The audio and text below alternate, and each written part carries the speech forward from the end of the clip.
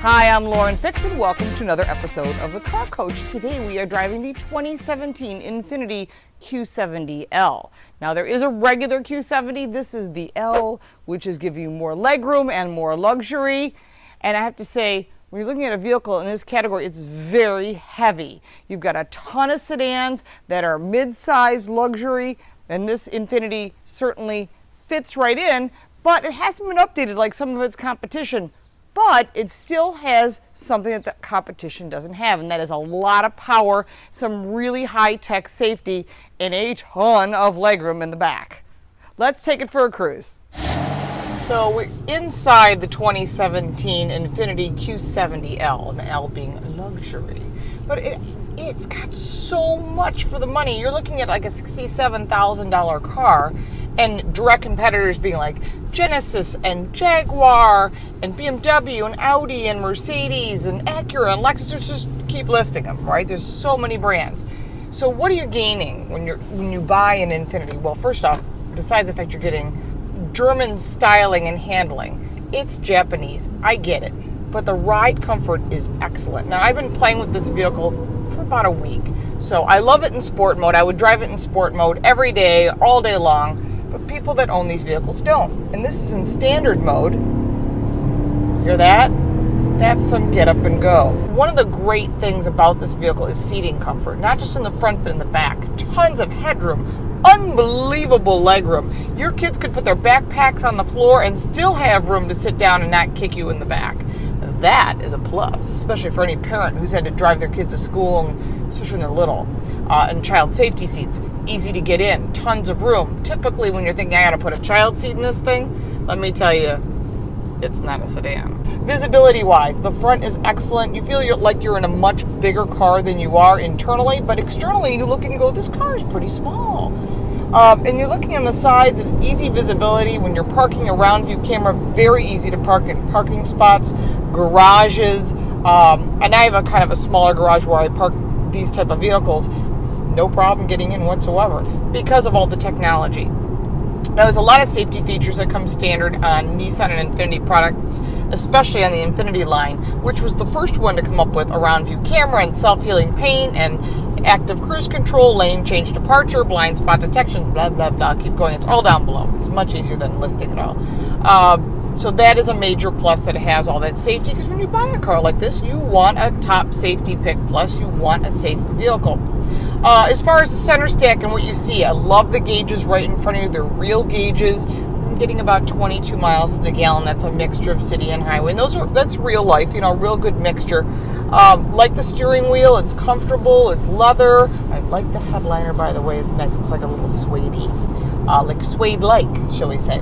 As far as the center stack, you've got a reasonable good-sized screen. I like the slightly bigger screen, but in a luxury vehicle, I get it. It's not about having a big screen. Next down, you're going to see this beautiful Infiniti clock.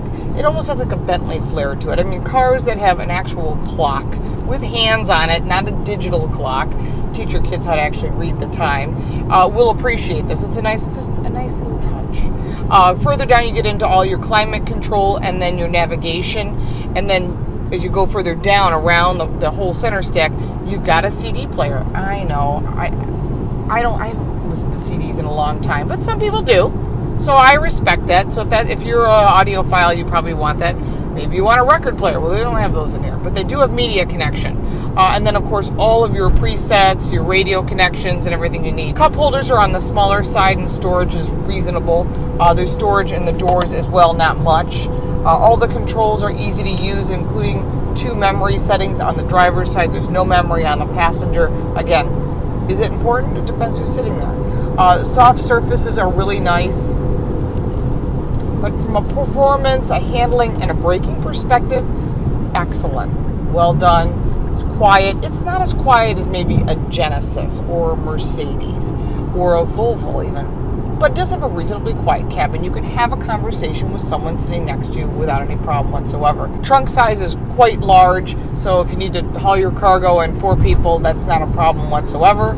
I have to say, they did a nice job, but then again, Infiniti's always, in my eyes, have always made a top quality vehicle, which is a good value. You're getting a lot of performance for your money. You're getting things that you would look at in German vehicles that would be $20,000 more. So make sure to add this to your test drive list. So let's wrap this up. Put a little bow on it, as we usually say. I love the muscular look of Infiniti. I'm a big fan of the brand. I think they have great safety features and good technology and very high performance engines for this segment. Some of the things that bother me about this vehicle, the 20-inch wheels kind of give it a loud ride. I noticed that right away compared to some of the other vehicles in this category like I described. But as far as legroom and all that, it's great. If you don't need that legroom, maybe you just want a mid-size sedan that's got some power and looks good at a fair price, don't get the L. Get the regular Q70. It's going to cost you about $51,000 entry. This is coming in a little bit more. As far as the 20-inch wheels, does it make a difference for the average person? No. But what you're gaining, of course, is a vehicle that's going to have a slightly louder road noise. Limited space when it comes to some of the interior, like where you're going to put your things. There's only so much glove box and so much center console. I wish there was more. And of course, more cup holders and more outlets. But that's typical. Overall, though, I have to say the vehicle is definitely a contender if you're thinking about that mid-size luxury sedan, especially if you're going to be hauling around a lot of people or kids. Go with the L. You want the more room. All-wheel drive for sure. I'm a big fan, gives you better handling, but also great if the weather is bad. Maybe you're a snowbirder, you travel up north a lot. Consider that fact.